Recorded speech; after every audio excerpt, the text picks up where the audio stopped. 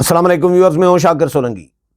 Viewers, P T I اور حکومت کے درمیان مذاکرات کے حوالے سے اہم خبر آئی ہے کہ حکومت نے 9 مئی کے سانحات کے حوالے سے پی ٹی آئی کا جو مطالبہ ہے کہ عدالتی کمیشن، تحقیقاتی کمیشن قائم کیا جائے، حکومت نے یہ مطالبہ مسترد کر دیا ہے اور فیصلہ کیا ہے کہ عدالتی کمیشن 9 مئی کے سانحات سے متعلق قائم نہیں کیا جائے گا۔ یہ خبر آئی ہے۔ اس حوالے سے نون لیگ کیا کہتی ہے، عرفان صدیقی صاحب کا بھی موقف سامنے آیا ہے، اور پھر پی ٹی آئی کے رہنما جو چیئرمین ہے بیرسٹر گوہر، انہوں نے بھی اڈیالہ جیل کے باہر میڈیا سے گفتگو کی ہے۔ وہ کیا کہتے ہیں اس حوالے سے، مذاکرات کے حوالے سے عمران خان کا موقف بھی آیا ہے سامنے کہ مطالبہ اگر نہیں مانا جاتا، اور ڈیڈ لائن دی گئی ہے، آج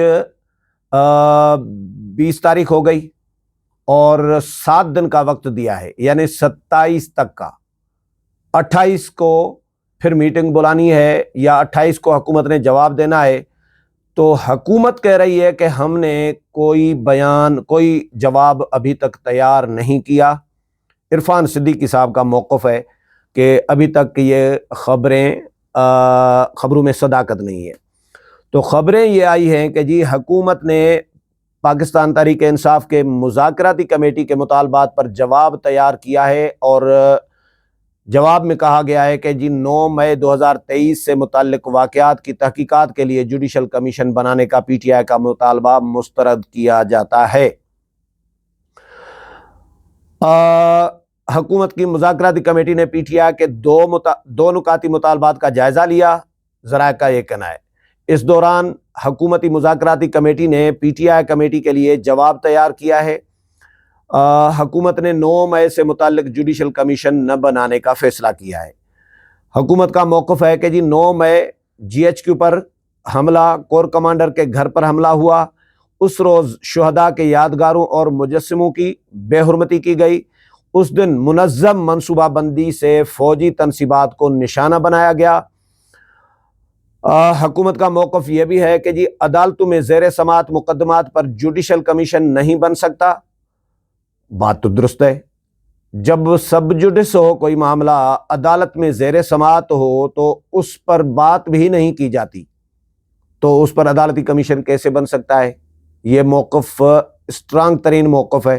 وہ بھی موقف درست ہے حکومت کا کہ بھائی جی ایچ کیو پر حملہ کیا گیا، منظم سازش کے تحت فوجی تنصیبات کو نشانہ بنایا گیا، فوج کے اندر بغاوت کرانے کی کوشش کی گئی تھی۔ تو یہ موقف، اب اس کی تحقیقات کیا کرانی ہے؟ ویڈیوز موجود ہیں، پی ٹی آئی کے لوگوں کی ویڈیوز، ثبوت، تمام شواہد موجود ہیں، سزائیں آ چکی ہیں۔ اب عدالتی کمیشن کے کیا کرے گا؟ اچھا جی، حکومت کا موقف ہے کہ عدالتوں میں زیر سماعت مقدمات پر جوڈیشل کمیشن نہیں بن سکتا۔ 9 مئی سے متعلق عدالتوں میں چالان پیش ہو چکے ہیں۔ 9 مئی کا کوئی سیاسی قیدی نہیں ہے۔ حکومتی جواب میں کہا گیا ہے کہ جی پی ٹی آئی کے مطالبات کا حقائق سے کوئی تعلق نہیں ہے۔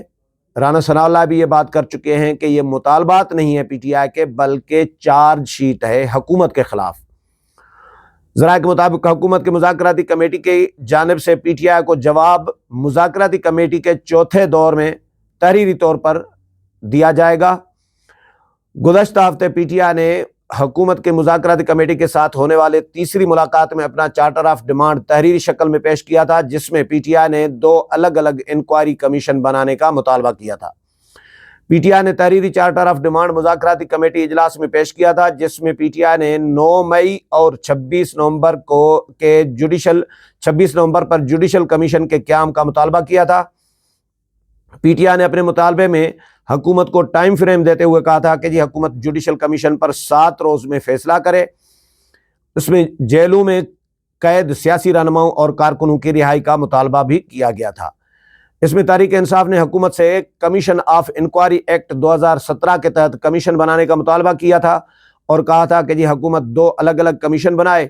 دونوں commission chief justice of Pakistan یا سپریم کورٹ کے 3 حاضر سروس ججز پر مشتمل ہوں گے، یعنی 3 بھی موسٹ سینئر ججز ان پر مشتمل ہوں گے۔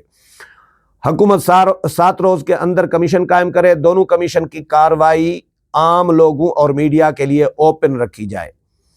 اس میں کہا گیا تھا کہ جی 9 مئی کمیشن تحقیقات کرے۔ پاکستان تحریک انصاف کے بانی چیئرمین عمران خان کی گرفتاری کے حالات کی قانونی حیثیت کیا ہے، کمیشن گرفتاری کے طریقہ کار کی قانونی حیثیت اور اسلام آباد ہائی کورٹ کے احاطے میں رینجرز اور پولیس کے داخلے کی ذمہ دار افراد کا تعین کرے۔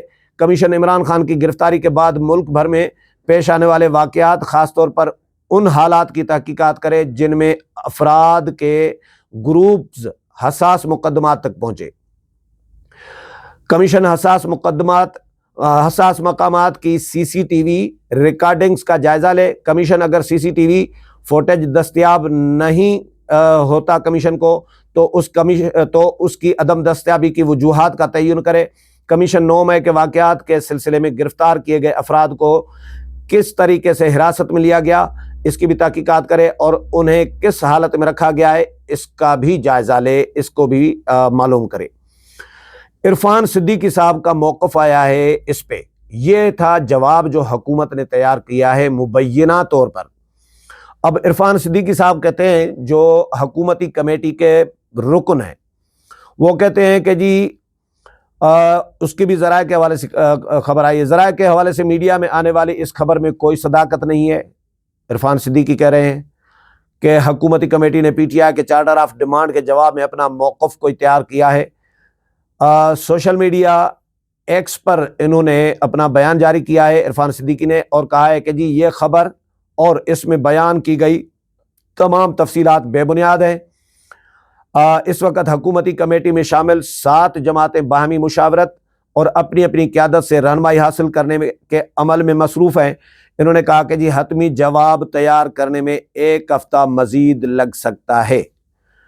اب PTI کے چیئرمین بیرسٹر گوہر کہتے ہیں کہ جی ہم حکومت کے ساتھ مذاکرات جاری رکھنا چاہتے ہیں، ہماری شرط ہے کہ جوڈیشل کمیشن بنایا جائے۔ بانی PTI نے کہا کہ جی 7 دن میں کمیشن نہ بنا تو چوتھی میٹنگ نہیں ہوگی۔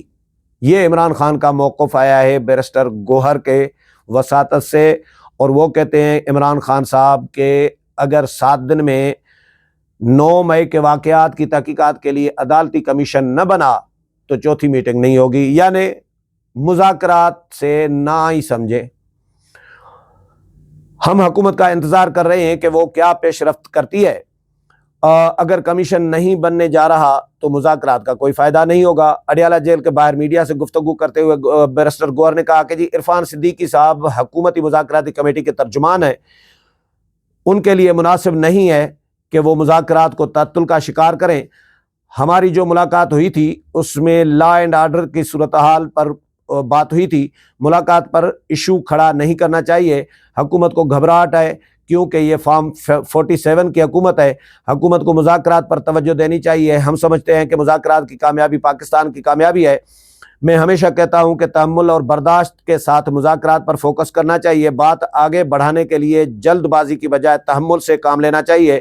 ڈونلڈ ٹرمپ کے حلف برداری کے دعوت نامے سرکاری سطح پر نہیں آئے، دعوت نامے ان کے الیکشن کمیشن طے کرتی ہے۔ اچھا، یہ موقف ہے۔ تو رانا ثناء اللہ پہلے کہہ چکے ہیں کہ PTI کے مطالبات نہیں ہیں، چارج شیٹ ہے۔ اس کا مطلب ہے کہ PTI کو حکومت نے انکار ہی کر دینا ہے عدالتی کمیشن قائم کرنے کے حوالے سے، اور حکومت کا اسٹرانگ موقف ہے کہ جی ایک تو معاملات سب جوڈس ہے اور 9 مئی کے مجرمان کو سزائیں مل چکی ہیں۔